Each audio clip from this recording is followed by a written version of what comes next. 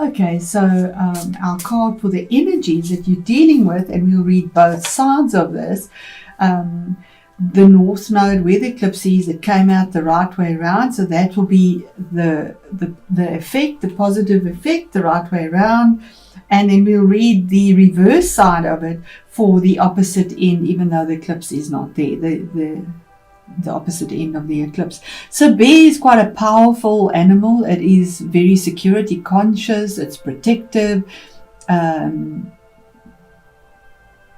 And yeah, we see him sort of coming out of hibernation. It could be to do with us being in hibernation and stuck in our caves, but wanting to get out. I think we all do quite desperately at the moment, to see what's happening around. So I'm going to pause this as I normally do, just to save time, and then get it in the book to read and see where the energies are that you're dealing with. The Taurus, there we go. So the eclipse is in Gemini with the North Node, your second house, and it is a lunar eclipse. And that the key words for you is primal power, sovereignty, intuition married with instinct. And it says here, the bear connects you with the very deepest of your ancestral roots. Yeah, at this level, you are in touch with the primal mother, the bear goddess Artia, who will defend you fiercely from all danger. You are connected also with the bear god Artios. I hope I haven't slaughtered that. The mighty warrior Arthur, the guiding pole star of the great bear. Your intuition will never fail you. If you will listen to it in the still darkness of the night, working with the bear gives you the opportunity to become a spiritual warrior like Arthur. You can find the way to come into your power by marrying your strength with your intuition. Integrating your primal power with your intuition means uniting your star power with your animal power, and both are symbolized by Art, the bear. So that's the eclipse energies coming in for you. Then the other energies that you will be dealing with, the other end of the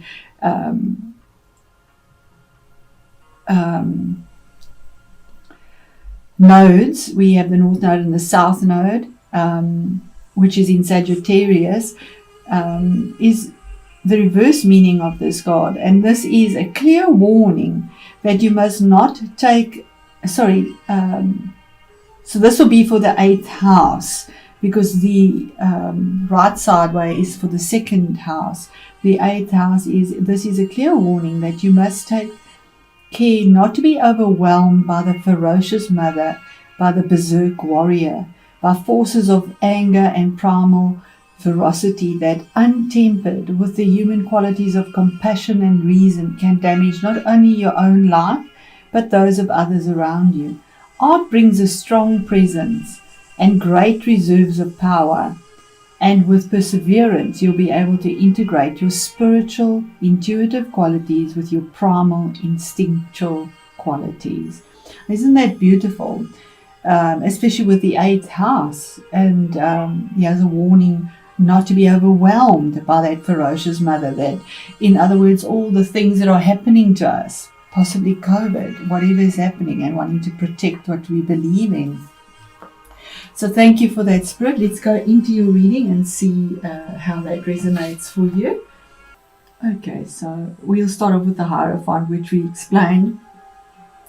You could be dealing possibly with another Taurus or with a Leo, that's a possibility, or maybe even an air sign or a water sign. You have all those energies in here, so right across the zodiac. But here's basis of change, something that is solid, something that is fixed.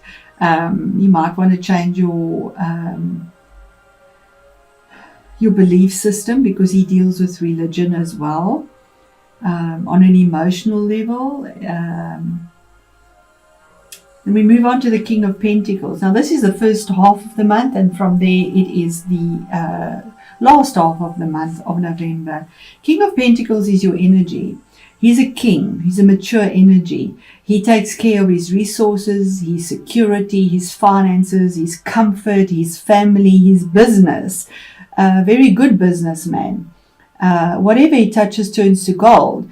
And that is because he's detail orientated. He doesn't just breeze through details. He'll make sure that all the facts are in the right place to make a qualified, detailed decision or choice to rule his kingdom. Now, when I say his, it doesn't matter about the energy. Kings are changes on the outside. It could be somebody that you are working with, or it could be your own energy, but there are changes on the outside that are very grounded and earthy. That is your energy here.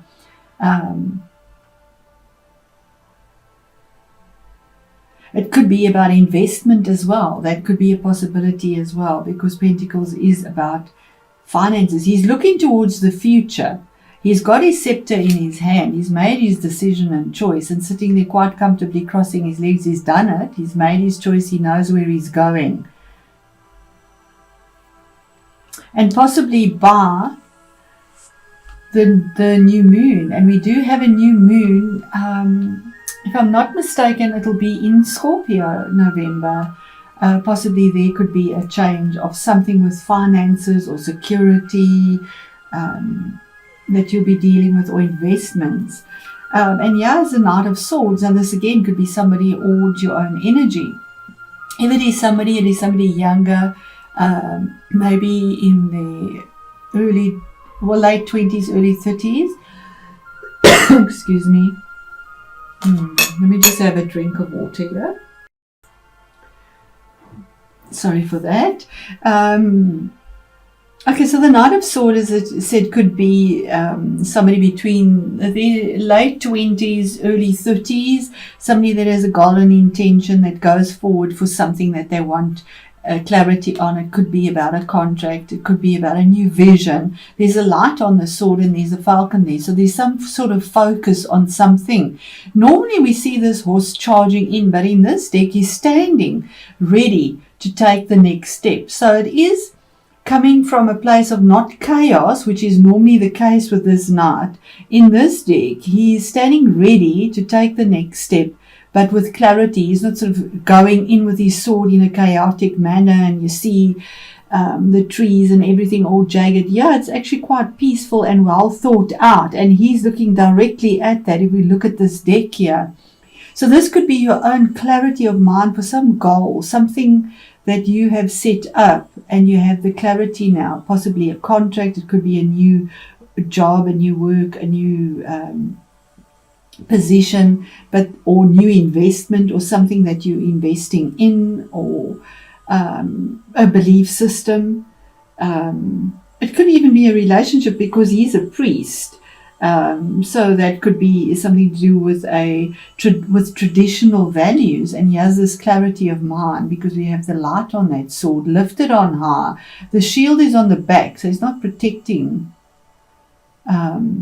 We have the wings of Mercury on this helmet, so there's information here or clarity that has been a focus that is finally there, and the horse has now received it. He's clothed in blue, so it is truth there. In the middle of the month, and what Spirit wants you to know is that the World card, now that's a 3, it's card 21 as well, the card number, but it's a 3. So there's growth and there's movement. There's a formation of something.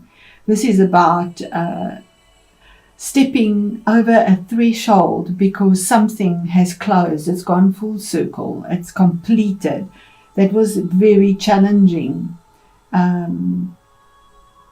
That possibly dealt with the past, but it's final, and you the victor. This is victory over something, and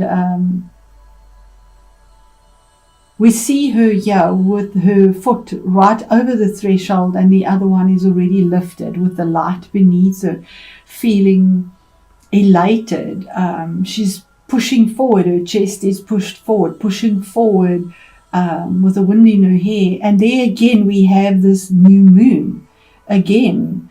I do believe that something significant comes through for you, Taurus, with the new moon, that there's victory over something that has been there for a long time. It is the last of the major arcanas, and it signifies victory with that laurel over something that has been difficult. It also signifies travel, but I doubt that that's very possible at the moment with the restrictions that we have. But those are the energies here, and this is a general reading. But this could be a travel of emotions where you have victory as well. Then we have what is hidden. What is hidden and what you are not aware of is that there's somebody that you could be dealing with, and this is another king, another mature energy that is very strategic, very diplomatic. It comes from the heart. It's water energy, emotional, and guided by Saturn. So Saturn is in Capricorn and has been there for the last 2 years.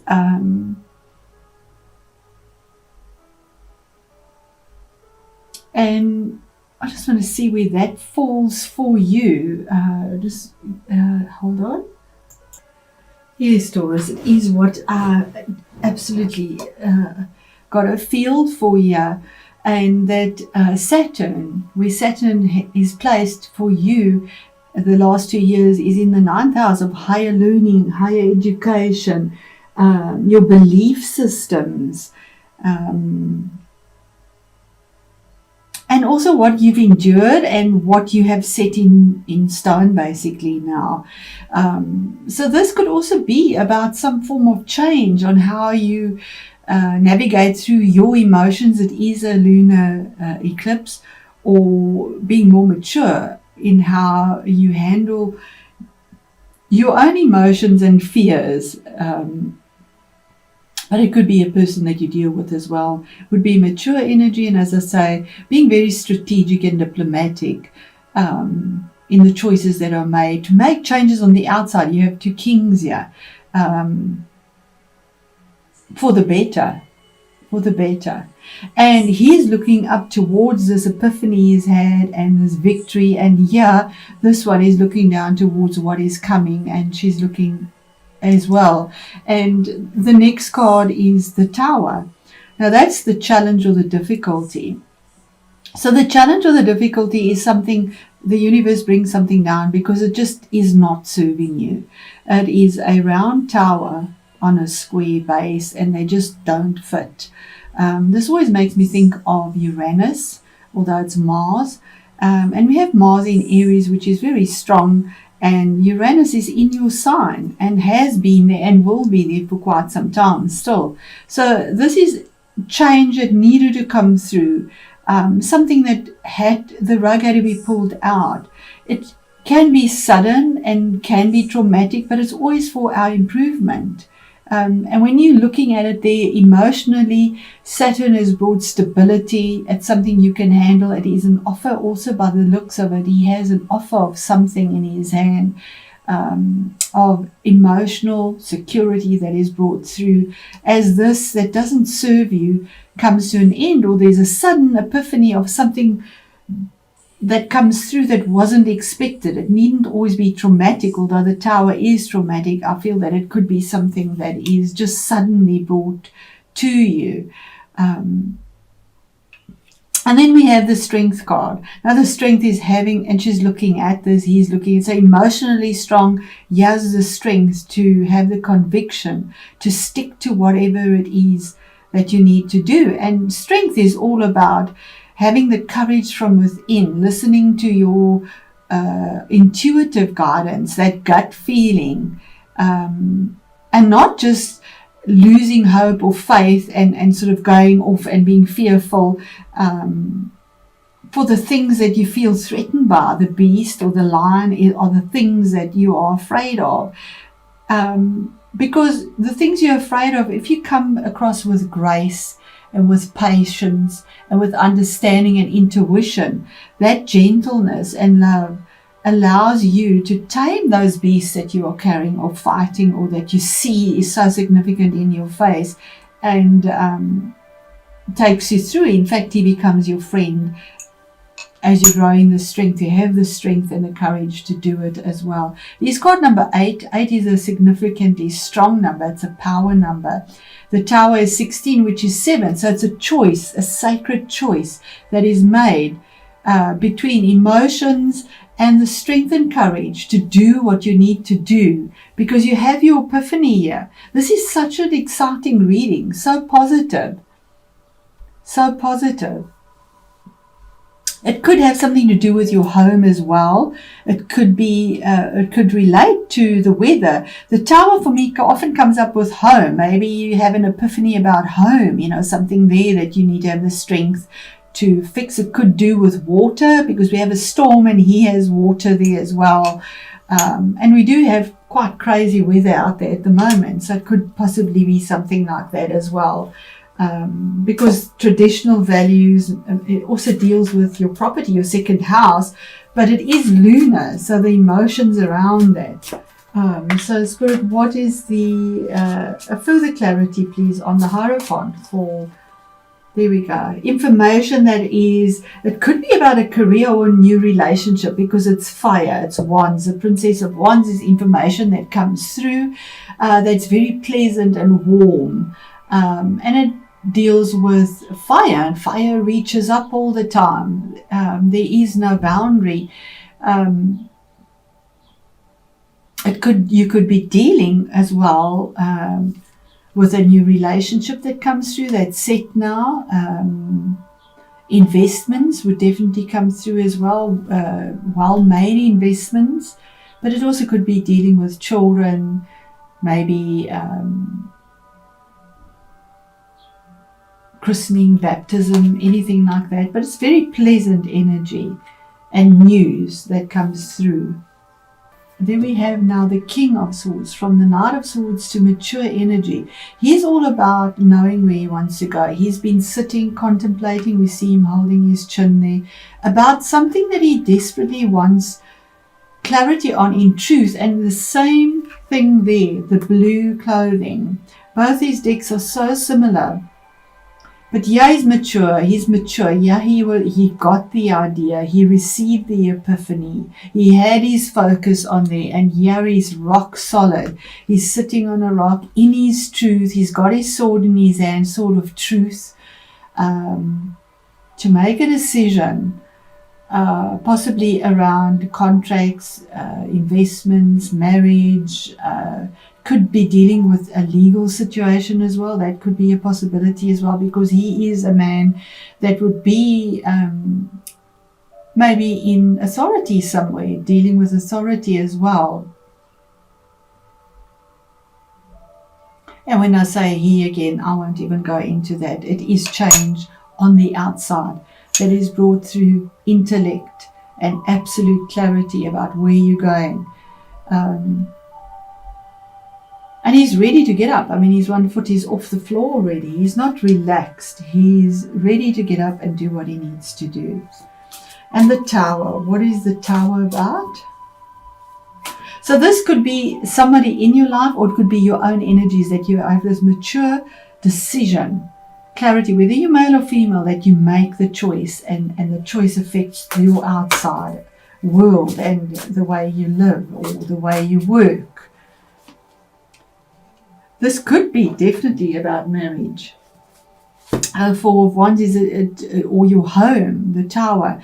The Four of Wands deals with houses, about moving, renovating, marriage, something that's committed. We have the four pillars now. You have something that is grounded, but it's committed. There's a commitment here.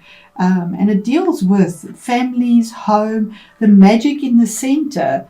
Yeah, we have the square with the round in the center that comes apart. And here we have the four corners with the round in the center, bringing magic that comes through. And your strength card, Spirit. What is the strength card? I know this is long, Taurus, but it is an eclipse reading, so it will always be a little bit longer. Strength is something that comes to an abrupt end, that you might feel a little bit betrayed about, or it was unexpected, or it was very difficult, or there was extreme conflict in this. It could have been a legal thing. It could also be health, maybe surgery. But this is almost the feeling of you were left out to die. You know, I mean, like the last sword was cast and you felt quite isolated and left, alone to fend for yourself. But the 10 is always about the culmination, the ending of something. The last sword is cast, as I say. There is no more that can be done. It is done, it is dusted, it is finished.